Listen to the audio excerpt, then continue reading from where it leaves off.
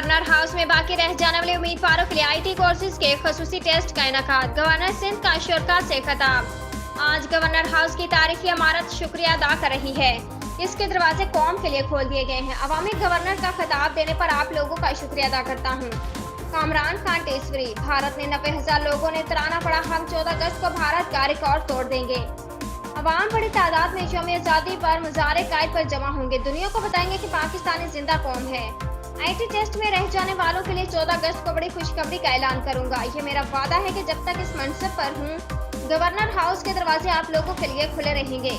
Middle class तबके के लिए तंदूर प्रोग्राम का आगाज आइंदा हफ्ते होगा। कराची मुल्क का माशी मरकज है, तो यहाँ रोजगार क्यों नहीं है? यहाँ सहूलियात का फुकदान क्यों है? मेरा काम आप लोगों के बाशऊर को बेदार करना है। जो हकूक है वो आपने खुद हासिल करने हैं।